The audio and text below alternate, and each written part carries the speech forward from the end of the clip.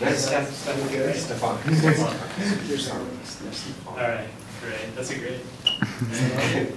No, it's a tagline. Go ahead. Right. This is our speaker today, Stefanik. He was very generous in coming here today for a discounted price.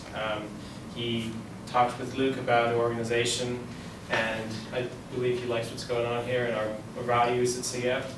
And he was very generous in coming here to speak today. So without further ado, this is Stefanik. Thank you very much.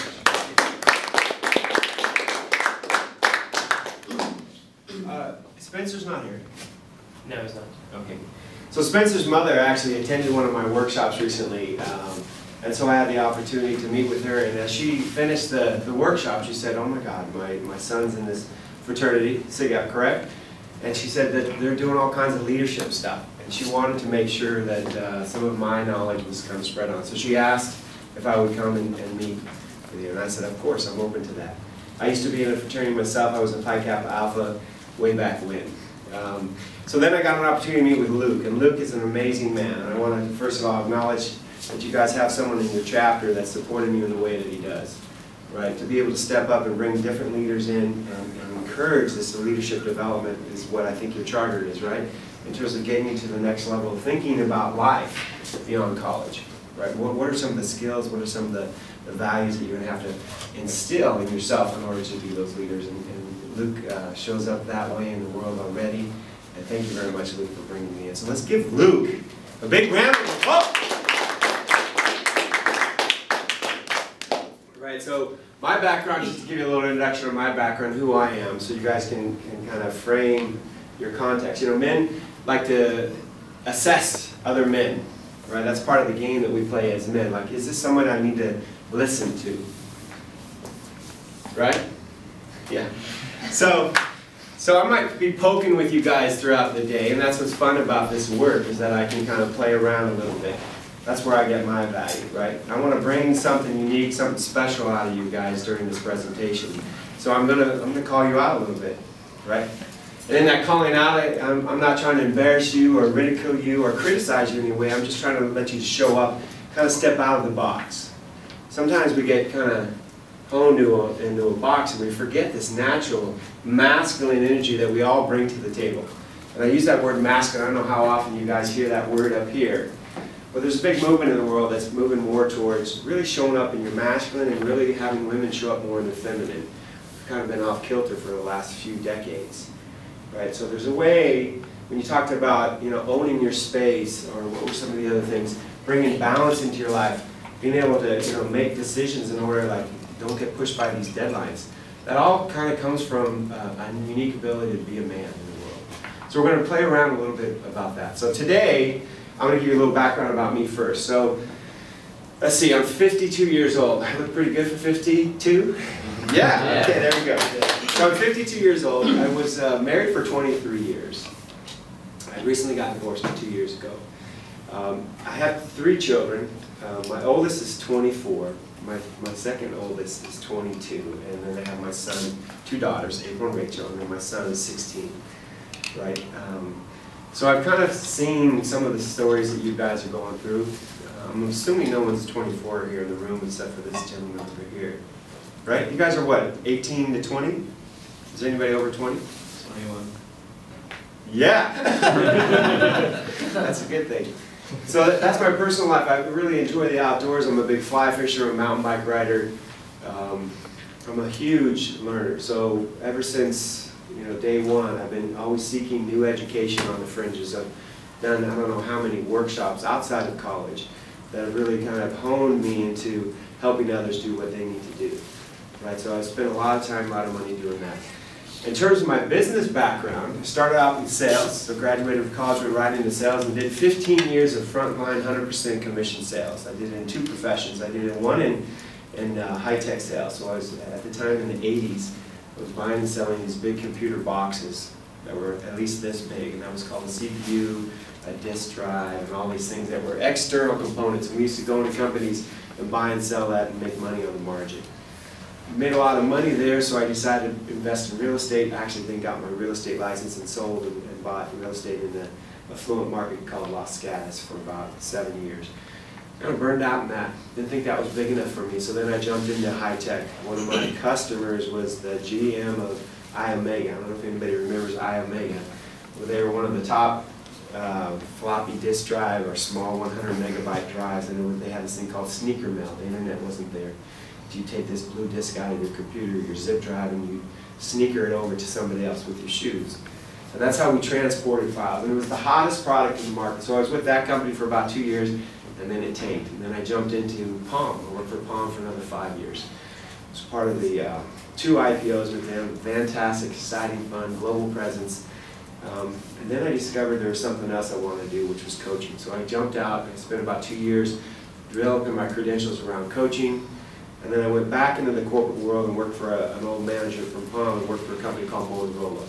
And at the time, they had just come off this big boom called the Razor. I don't know if you guys remember that. So I was all excited that, hey, I'm on another company that's going up. And unfortunately, it kind of went down. So I was there for about 3 years and worked with a lot of different quality people from around the world. They were headquartered in Chicago, but I was flying around the world to take care of the concerns. I was what was called an ecosystem development manager. What I would do is I'd go into different marketplaces and create an ecosystem around the platform. The platform at the time was Windows OS, UIQ, which is a European-based software platform. And I would get software developers to come and align around this platform in a way that, through handshakes, that they would basically port their application to there. So when we launched the product, we always had a successful suite of applications. The challenge was I'd already found my passion. My passion was really coaching people, helping people, get to the next level of their life. Really feel people. That was really what my game was. And it was very difficult for me to be in a corporate environment where everybody was what I call heads down, butt up. So I actually burned out. And burnout means that you can't seem to find any meaning about what you do every day. And I was like, But I had a family. My wife was a stay-at-home wife. I had 3 kids, going to college, blah, blah, blah. Right? So I pushed myself to the point where I just couldn't go anymore. So I actually quit. And when I quit, it was 2009. I said, hey, you know what? Where I'm going to go after is my passion. My passion is helping others get to the next level of their life. So I started in-house coach. And I've been doing that ever since. And so when you look at me, you're looking at a guy that's been through life, experienced a lot of challenges, both with my children as well as my marriage, as well as my own being, like what it is to be a man. And so some of the conversations that we're going to hear today really kind of come from my own personal knowledge of having to go through some of the challenges. And I'm so happy to be here to be able to share some of this stuff, because these are the kind of what I call the keys to the kingdom, or the wisdom. The wisdom that can help you kind of see maybe a different path when you start to go down a path that may not be right for you. How do you correct yourself in a way that you can really show up in the world in your biggest and your best? What I call is the 3 Ps: your purpose, your passion, and your power. Really find your calling. What are you here for? What are you here for? And then your passions. Each of you have a unique passion in the way you discuss, what's challenging you.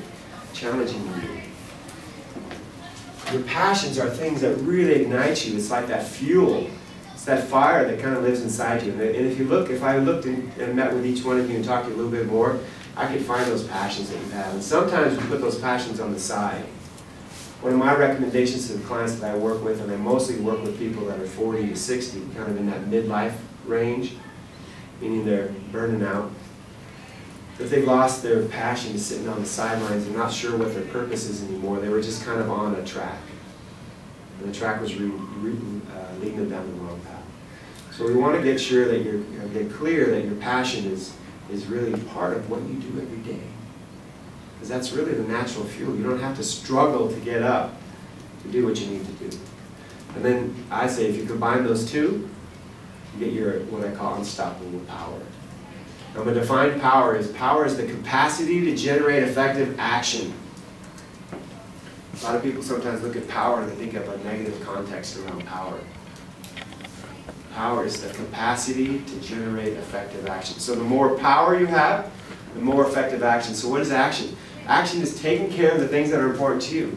If it's a family, if it's your career, if it's getting through the college, if it's a good friend that you have. whatever that is. So the more power you have, the more capacity you have to take care of the things that are important to you. So it's very important to look at, how do I really instill more and more power in me? And I'm telling you, the two key things: what's your purpose and what's your passion, and combine those. And you wake up every day and be happy. So what do you think about that story? I'm just going to check in. Everybody okay? Yeah? So, how any athletes in the room? Any guys that like participate in sports or anything where you guys are physical? Mountain bike, road bike? Yeah. This fraternity is based around physical fitness. Nice. So a lot of us do athletics in terms of, so a lot of people are in the triathlon club. They've been here. It's really long. I'm sorry, you said triathlon club? Yeah. Wow, that's impressive. Yeah. Well, good. So I'm going to be, just talking a little bit from my notes here. I didn't bring a projector or presentation, so it's more going to be, floating with what you guys need to hear and what I think is important to say right now. So my expectations from you guys, can you check me on time? Yes. It's 1:20. 1:20. And we have till what time? 3. Good, so we got about another hour and a half, a little over an hour and a half. So one of the things that my expectations for you guys as you come in here, we're going to be talking about some of the fundamentals of life. And my expectations is that you guys are going to bring some good energy to the room. Like I said, sometimes we get into this posture that you guys are in right now. Right? I'm going to ask you to shift your posture. Can you guys sit up? Everybody? Right? So when you sit up, something else happens. Right? So one of the commitments I'm going to ask you to really bring your full energy to the room, and I'm going to be having you guys do some energy to do that. I'm going to ask you to kind of step out of the box a little bit. Right? Make a commitment that, as I said earlier, you each have a challenge. I want you to think about that challenge, and based on what I'm telling you, how do you connect the dots? Part of one of the most important things that you guys can take away from today is you are the master of the meaning that's happening right now. Your meaning about what's happening right now is different than yours. Right? We each bring our own background, our own histories to every situation. And when that situation happens, we kind of implant our story of what happened. The challenge is sometimes our history shuts us down. It's limiting. It may even be negative or weak. Right? And so one of the things we want to look at is, can we shift the meaning of every situation we're in? So one of the practices I want you to think about today is there's going to be a first thought that always shows up. Always. That's just the way we are as human beings. Something's going to show up. It looks in our archive and says, here it is. Right? Check that. And then think of another way. Another more powerful interpretation of how to change the situation. That make sense?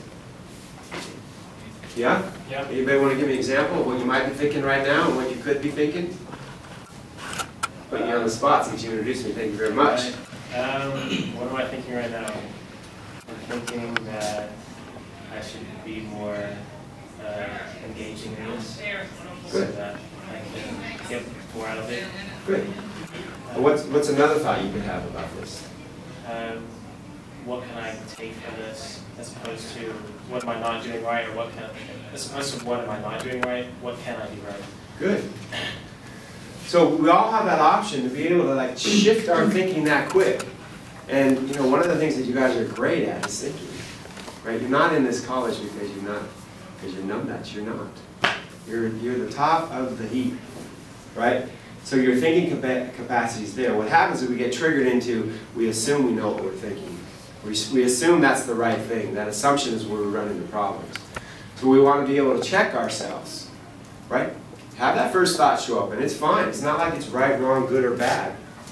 It just is, right? And then it's like, well, what's a more powerful way? And this is where you guys can excel. What's a more powerful way for me to be in this room today? How do I show up in a bigger and better way? How do I take away something that's really going to change my life? This could change your life, if you say so. I say so. You say so. Like, I'm there, woo-hoo! Bring it on, baby. Okay? So I'm going to ask you to make a commitment. Before I do that, I'm going to make a commitment myself. I'm going to bring my biggest, my best energy. I'm going to bring all my wisdom from 52 years of existence on this planet, as well as any spiritual guidance that's coming to me. I've just been spending a lot of the past year or so really getting back into the spiritual world. I kind of moved away from that for a while. I think there's some spiritual guidance that can come to each and every one of us, whatever way you believe, right? But I'm asking, and my commitment is to make sure that that's channeled in here the way it needs to be channeled in here. That I'm going to bring all my energy that I can, all my knowledge that I can. I'm going to try to take care of you guys the best that I can. That's my commitment. And so I'm going to ask you to say yes after this one for you guys. And I want to hear a good yes. I want you to re-engage the body. Did you know that motion equals emotion and emotions equal life? Motion, moving, getting pumped up, right, creates an emotion. And emotion is where all change happens. When we're stuck and closed down, right, there's not a lot that's going to change. But when we start bringing that fire, that energy, that excitement, that's why we talked about passions earlier. When you bring that passion into something, all of a sudden there's this whole other way of being, way of doing it. So my request is to ask you to bring your commitment to one, and I'll tell you when to say yes.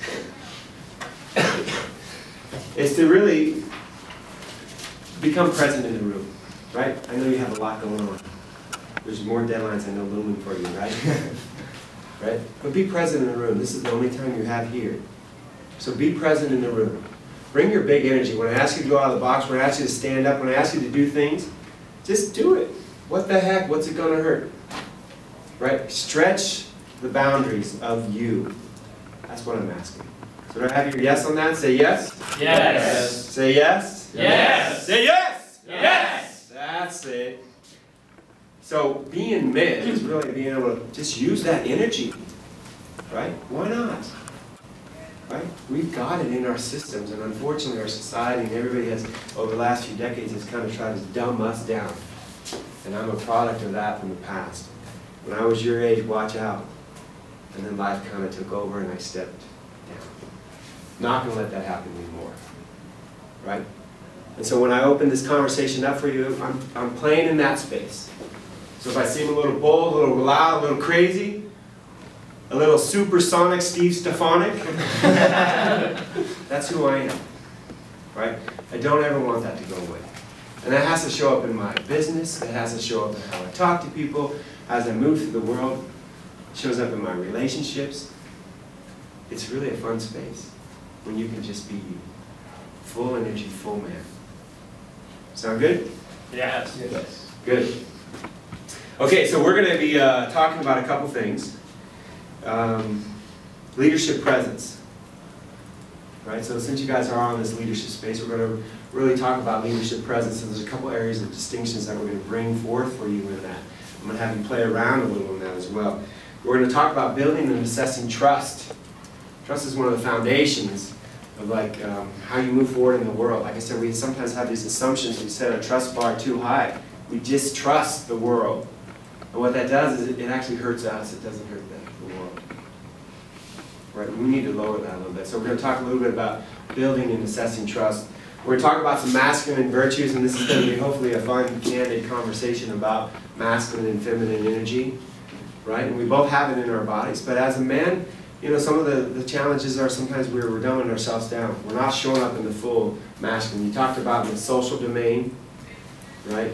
Meeting with women, I assume that's the social domain. You know, how do you own the space? How do you show up in that confidence? Women want that. They absolutely want that. So we're going to talk a little bit about conversations around that. Marina Pace, that's the conversation that she was in. I did a workshop on masculine and feminine, and she said, you know, I was talking to these guys, and you know, I said, what do you guys really want to learn, right? And I heard from her, you guys wanted her to learn about, you know, women. How do I meet more women? But I'm not going to be a dating coach today. But I will open these conversations up, and you can use them how you want. First and foremost is use them on yourself, then you can use them on your peers, right? And then you can move through the world in a more effective way. Make sense? Yeah. And if we had time, and I don't think we're going to have time, there's another thing called conversations for actions. How do you really use requests and promises in an effective way to get shit done? Right? We're kind of lax in the world. So I'm going to ask you guys all to stand up, so get in front of your desks.